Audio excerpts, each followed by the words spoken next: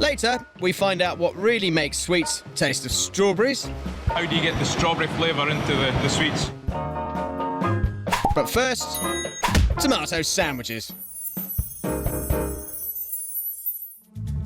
Now, whenever I make tomato sandwiches at home, they always go soggy really quickly. But supermarket sarnies rarely seem affected by this problem. So what are the sandwich manufacturers doing that we're not? Hello, how can I help you today? I just wondered, how do you put tomato in sandwiches and stop the bread from going soggy? Don't know exactly. The thing is, they do keep them refrigerated until purchase, and it might be that the refrigerators are colder than the ones that you have at home. I got one of your sandwiches here. I'm intrigued as to why the tomatoes don't make the bread go soggy. I found they are vine-ripened tomatoes. They're vine-ripened tomatoes. So I was wondering if they, they dry them out or something, because they're very, very dry. How on earth has the bread stayed dry? Usually what I have to do is I have to cut out the middle bit with all the juicy bits in and put like the outside of the tomato in it, if you see what I mean. And that's the only way I know how not to make the bread soggy. Do you use a particular type of tomato, or is there something special about the tomato to stop the bread from going soggy? I don't know. I really don't know. The customer helplines we called all seem to have a different theory on this one. Kate's heading to a sandwich factory in Essex, and she's determined to get to the bottom of this soggy sarnie problem. Good afternoon, Kate. Hi, hello. Rainer Foods. My name's Tom Holland. I'm the technical manager. OK, brilliant. I'm doing well. And yourself? Yeah, good. So are you going to show me how you make sandwiches? I am. I'm going to show you how not to make a soggy sandwich. OK. Tom here is Rainer's chief food technologist, and he actually dreams up the recipes for all their sandwiches. So he should know how to stop them going soggy. Before Tom and Kate can go on the lines, there's a strict hygiene regime to take care of. It's ultra hygienic, isn't it? It is, yeah. We deliver to hospitals and supply hospitals. So you supply to hospitals. Who else do you supply to? We also supply to the royal household at Buckingham Palace. And so the you're houses. actually supplying sandwiches to the Queen? We do supply sandwiches. That's amazing. Do you know whether she's actually eaten your sandwiches? I'd like to think that she has. Surely Her Majesty wouldn't stand for soggy sandwiches, would she? The sandwich making all happens in a sealed, hygienic chamber, and today the factory's producing a massive run of BLTs. Let me show you how we cut them. OK, lead the way. This is the sonic cutter. The sandwiches pass through the machine, yeah?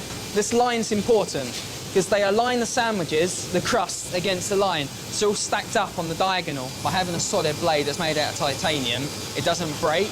You get a lovely, even cut. It cut through all the bacon and all the other meats and everything, which sometimes you might find hard to do it. The blade on this sonic cutter vibrates at an extremely high frequency, at around 20,000 times a second. The sound waves this vibration creates are concentrated along the leading edge of the blade, ensuring a perfect cut. This factory clearly goes to great lengths to provide a good-looking sandwich. Bread goes through the buttering machine. Yeah, OK. So it gets buttered. Right, so you can see that this is like the perfect application of margarine, isn't it? Yeah, should be around 3 grams, because that stops moisture migration. So you've got toppings that have a lot of water in it, and that prevents some of the liquid seeping. So it looks like the solution to soggy sandwiches is clever spreading of margarine and layering of ingredients. But when I do this at home, the bread still goes soggy. So what's their secret? How do you put a tomato on a sandwich like this and stop the bread from going soggy? It's to do with the breed. These are an intense tomato. They've got a very, very strong cell wall around here, and that stops moisture from leaking out of the tomato into the sandwich. So just by changing onto these new type of tomatoes, we eliminated the soggy sandwich complaints. I'll show you these in better detail. Tom's got a tray of intense tomatoes from the cold store, along with some standard ones. So these are normal tomatoes that you'd pick up in the supermarket. And these are normal tomatoes, as I know them, juicy tomatoes. Very juicy. So this looks really fleshy and wet in the middle. Yeah, that's all the moisture which leaks out into the sandwich. In there, already lots of water coming through. What a mess. What a soggy bit of bread. Now, these have only been draining for 5 minutes, but Can you see how much water's already gathering in the bottom? Just 5 minutes? Just for 5 minutes, and you're getting that much water, and it will carry on. You can see it's still dripping down. And if we compare it to the intense one, there's nothing in there. Absolutely not a drop. How long have they been in that tray? These have been in here probably around half an hour, 40 minutes before we went down. Really? Yeah. So what have they done to these tomatoes to remove all the water? Apparently, the answer lies in Holland. Holland is one of Europe's biggest suppliers of fresh fruit and vegetables.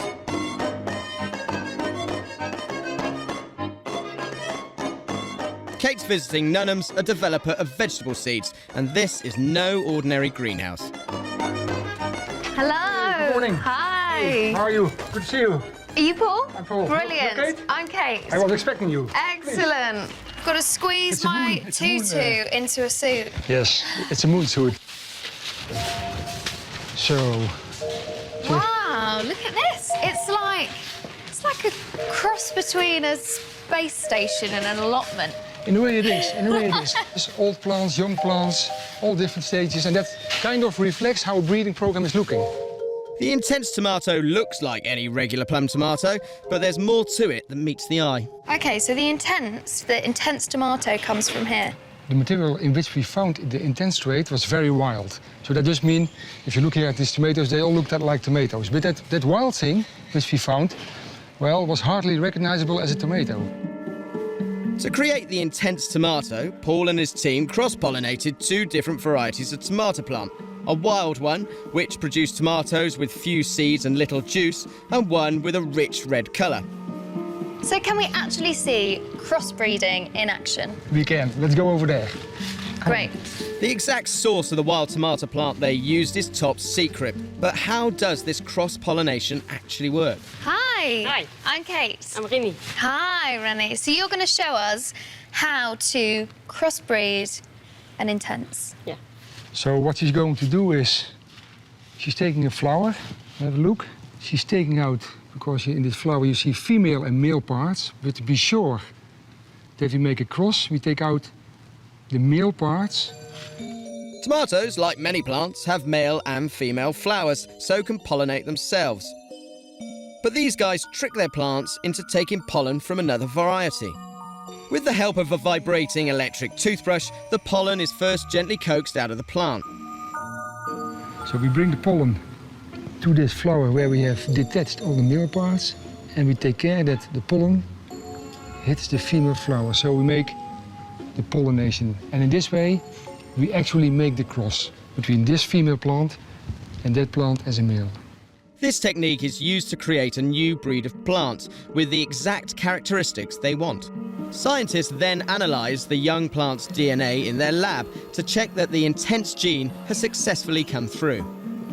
Hello. Are you Paul? Hello. Hi, I'm Yes. Kate. As head of the lab, Okay. Paul's job is to constantly monitor the plant's DNA. The breeders need to do this to ensure the plants retain their desired characteristics and to replace the plants that have failed to cross-pollinate. Is this anything to do with genetic modification? No, not at all. This is basically making use of molecular biology tools, ensuring that a breeder can work more efficient, with less costs. Doesn't have anything to do with genetically modification. Genetically modified food's DNA has been changed by genetic engineering to give it new properties. As cross-pollination is a natural process, the intense tomato is not classified as GM. So the seeds themselves, they must be pretty expensive. They are quite expensive, yes. So 1 gram of gold, for instance, costs £40, something like that. And 1 gram of tomato seeds, they cost nearly £100 sterling, I think. Wow, so these seeds are almost pretty much 2.5 times the cost of gold. At that price, it's no surprise that this company's rather secretive about the intense tomato plant. So you can't tell me which 2 plants are used to crossbreed and create the intense? No, exactly. I cannot say that. That's a secret in the company. Come on, Paul. Yeah, that's true. That's how it is. That's how it is. We're old friends. We've been chatting all day. No need to keep secrets. Right. The only people who can move seeds and plants out of the high-security facility are the company's specialist transport teams, who take them direct to the growers, which is where Kate's heading now.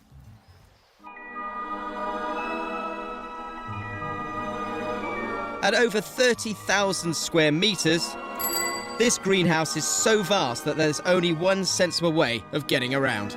Hi, are you Cornet? Yes. Hello, my name's Kate. Hi, great to meet you. Boss Cornet is the guy who was responsible for Holland's first intense tomato crop. So how many tomatoes do you grow in this greenhouse? 600,000 tomatoes. And where do they go? The tomatoes go to England, to Germany, to Spain, Russia.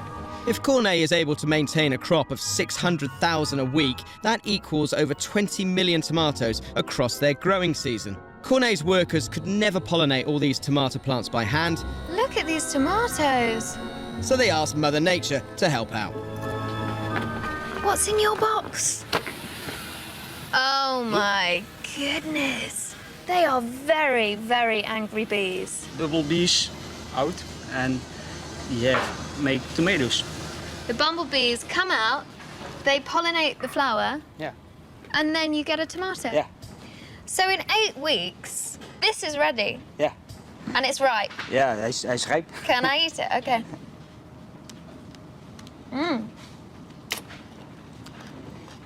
No juice, spitting out. But it tastes very like a tomato. I mean, it's got great flavour. As well as being almost juiceless, the intense tomato has been specially bred to be full of flavour too. If we give that a squeeze, let's see if any juice actually comes out of it. Look at that, just 1 or 2 drops of juice, and then its innards plop out. Yeah. Do you know what? I'm all for the end of soggy sandwiches and a nice dry cheese and tomato sandwich wherever you go in the world. Yes. I think we can go down now. Okay. Ready? Yes. Okay. Oh, baby tomatoes. Strawberry flavour is one of the most popular across a whole range of foods. But how many strawberries really end up in all these products? Good afternoon, can I help you? Hi there. I've got a quick question. I've been buying your skinny strawberry milkshake dessert recently, and it's delicious and it's bursting with strawberries. I'm just wondering, there's actually strawberries in it, though, right? Let me check. I have just bought a packet of your strawberry laces. Okay. The flavour of strawberry is just so intense. I just thought, gosh, they must put a lot of strawberries into those strawberry laces. Doesn't look as though they actually have any strawberries in them at all. We've got some apple, pumpkin, radish and tomato, which is entirely odd. So there's actually no strawberry in my strawberry lace? Strawberry lace, how bizarre is that? Oh, here we go. Natural strawberries, yes. Actual strawberries? Yep. Oh, right. Does it say how many? No. It seems there are very different ways of flavouring strawberry products. So how does the food industry create such consistently intense strawberry flavours? To find this out, I'm in Kent to meet one of the UK's most experienced strawberry farmers. Morning. Peter? Good morning, yes. Hello, Peter. Matt. Nice to Very meet you. pleased to meet you, Nice Matt. to meet you. So you're in charge of the strawberry operations here? I'm not exactly in charge of the whole operation. But you know a lot about was it. years ago, but I retired and focus now entirely on breeding and developing new varieties of strawberries. Excellent. And we've been doing that as a company for approximately 150 years. Oh, right. One of Peter Vincent's strawberries was developed over 25 years for the best possible taste, so he knows a lot about how the flavours in this fruit work. What variety is this, then? Well, this is the variety Sweetie. Can we try some of these? You pick that one in front of you. Very nice. So that, I would say, is the true strawberry flavour. The most important part of the components of flavour are what are called volatiles. It's just what bursts out of the fruit in terms of little tiny droplets of juice onto the back of the tongue. It is these important components of flavour which give the total eating experience. All foods are made up of various chemicals, some of which, the volatiles, are responsible for flavour and aroma. Strawberries have a high number of volatiles, with over 300 found in each fruit. Most apples, for example, only have around 30. It's these volatiles that give strawberries their surprisingly complex taste. So how do they squeeze all this strawberry flavour into something like a sweet? Martin's in Newcastle in search of some answers. And what better place to start than one of the UK's biggest sweet factories, Nestle. Rob, hi, nice to meet you. Nice to meet you, Alan. So you're Mr. Fruit Pastel. I am indeed. Martin's determined to find out how they pack so much flavour into their strawberry fruit pastels. First thing that we need to do is we'll take you through a health and safety induction. And is the health and safety, is that just teach you how to eat the sweets in a safe manner? No, it's nothing to do with eating sweets. Before Martin can get anywhere near the fruit pastels, he has to go through a rigorous health and safety seminar. You open it up and then put it on, covering all of your hair, tucking any hair in, which you'll need, including your ears also. Okay, so front and back, and check that it's all in. And it's one of the areas that you will be challenged if there's hair sticking out. So the hairnet. So I've got to get every piece of hair? Every piece of hair. That's a bit of a fail at the moment. You've got... You get to challenge me? I'd certainly challenge you. I'm reluctant to touch too much.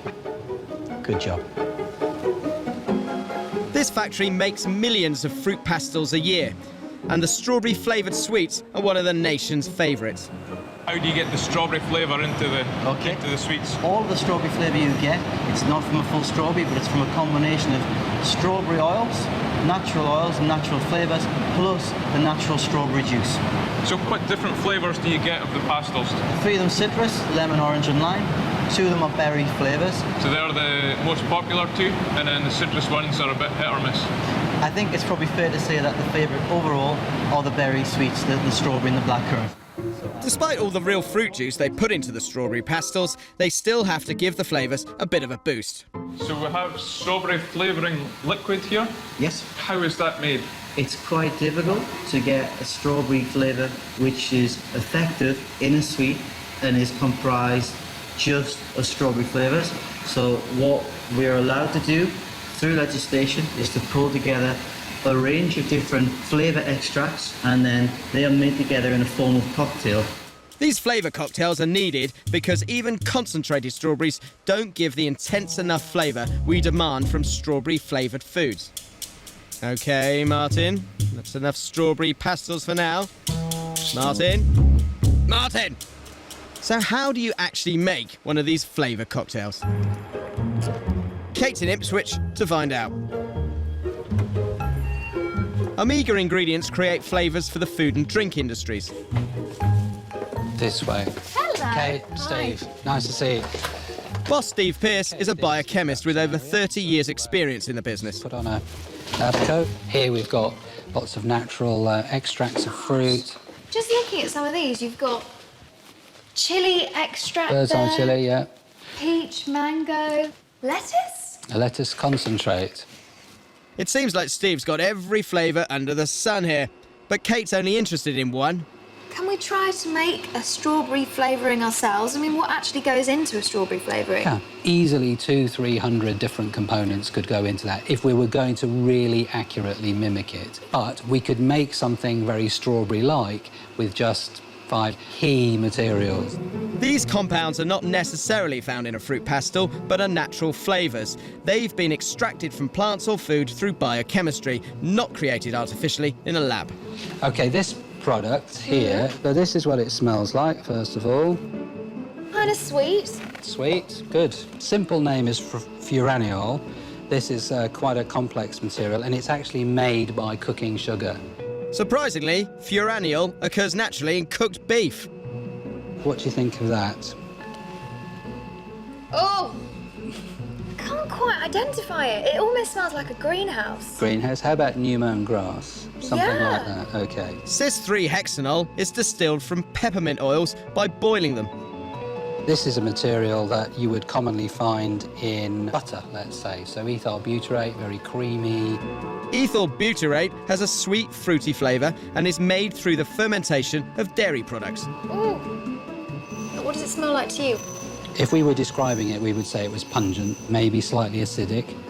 So this is a lactone. This is actually made by fermentation of castor oil.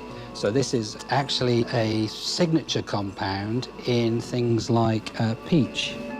Finally, 2-methyl-butric acid has sour, fruity notes, and this chemical occurs naturally in beer and tobacco. So pop that on there. There you go. A bit of magic stirring. What is very surprising is the fact that of all of the ingredients we've put in so far, actually none of them smell like a strawberry. Right. So I'd never want to take a sip of that. No, I don't advise that at all. This blend isn't used in every strawberry-flavoured food. Some contain actual strawberries. But how does it affect the flavour of natural yoghurt? A few drops. Done? Yep, that'll do. OK, so try some yoghurt and see if we get strawberry flavour.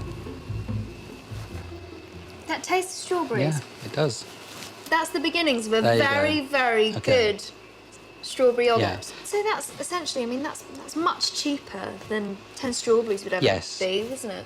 It's a lot easier. You can get it any time of the year. You don't have to grow your strawberries, transport them, process them, worrying about them being squished. So, although natural strawberry flavour may sometimes contain strawberries, it doesn't actually need to contain any. It can be made up of chemicals from other natural sources, which also allow food manufacturers to make far more strawberry-flavoured products than there are strawberries.